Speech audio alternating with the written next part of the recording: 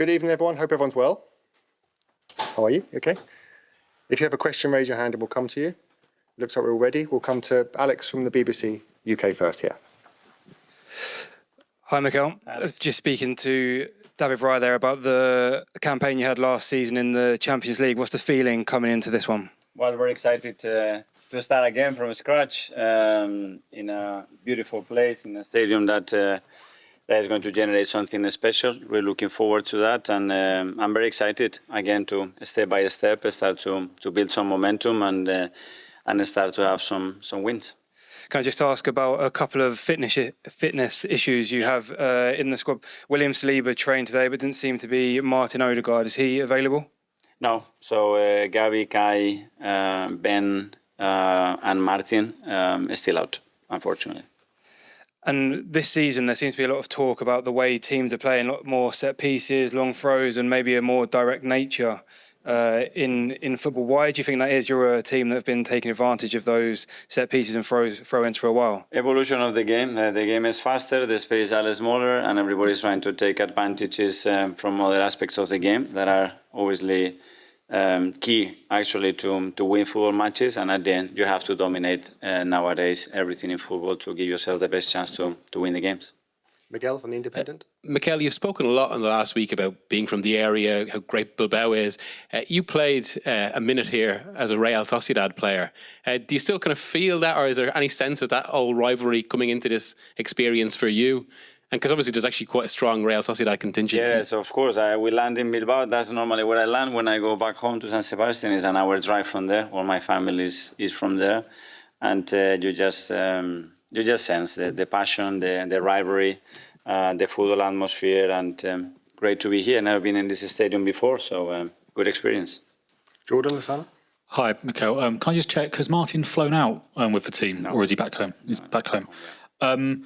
Just how important, I know you've spoken about it before this season, but rotation, especially this year in the Champions League, is it a case of we're not going to see the same starting 11 in every game in the Champions League because there's a chance to rotate and give other players a rest and other players a chance? Yes, well, it would depend on the availability of the squad, the form of the players. Now, unfortunately, we have a few players already out, so that is already limited in certain positions. But hopefully, we come to the point that the competition and the level of performance of the players is that high that we are able to do that very efficiently to win more football matches. That's the objective. And with Kai and Gabi out, kind of Victor's on his own up there, are you going to have a chance to be able to rest him at all and bring other players into that role? Or do you think he's going to have to leave the line now for a while without a real rest? Well, let's see it against the Forest at the end. Mikel played as a 9. We have Leo can play there. We have other options or formations that we can adjust to that. At the moment, Victor is doing really well, so really happy with that. Isan, Daily Mail. Hi, Mikel. Do you have any updates on Bukayo Saka, where he is with his injury? No, I think it's still quite a lot of things to go through. Very early to understand which week he's going to be available, but he will certainly be pushing to be available as quick as possible. Your team, of course, reached the semi-finals last season in this competition. This time round, with the squad that you've got now, you haven't spent £250 million and the reinforcements you've got in all positions. Do you now see this as a moment where you can go one step further and possibly get to the final, win the competition maybe? Yeah, like the rest of the teams that they have done the same and they continue to do that and they've won it in many occasions. That's the aim in the beginning, but we all know that it's going to be a really long journey. The margins in this competition are super small and you have to be at your very best from day one to give yourself the best possible chance. And what in particular did you learn from the competition last season which you're going to take into the competition this time around? That we are good enough, that we can compete against any opposition on the day. And on top of that two things have to go your way. You need to have a full squad available when it comes to the most critical moments in the season. And then as well, when the ball has to go in the right moment or with the right decision, it has to be as well because the margins are so small. Amy, Athletic. Hi, Mikel.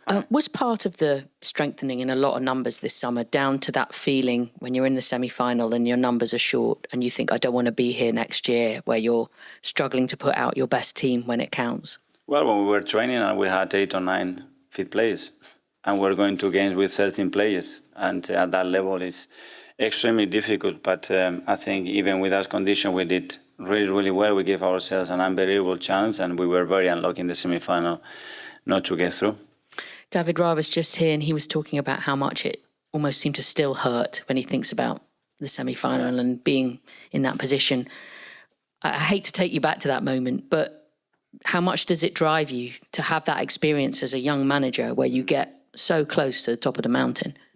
Well, it is that, and that moment you get deflated, and you have to understand what you need to do to put yourself back in the same position and start actions actually that matter to give yourself the chance to achieve that. And that's it. You take a lot of learnings from it. It's painful because it's not only what we feel, it's about the expectation that we created and the real conviction that we had within the club, the team, that we could go all the way because we showed a very high level of consistency and quality throughout the competition, and learn from it and try to be better.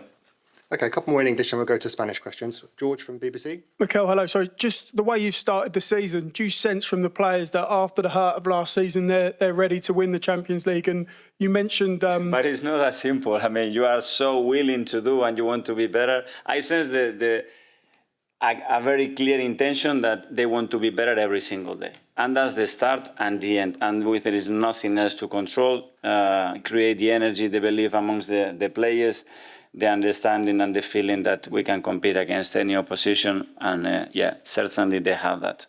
You mentioned about flying into Bilbao. So is all of your family coming to this match tomorrow? Is your phone been all pinging? Of them, no, but a big majority will come, and I'm really looking forward to that. Yeah.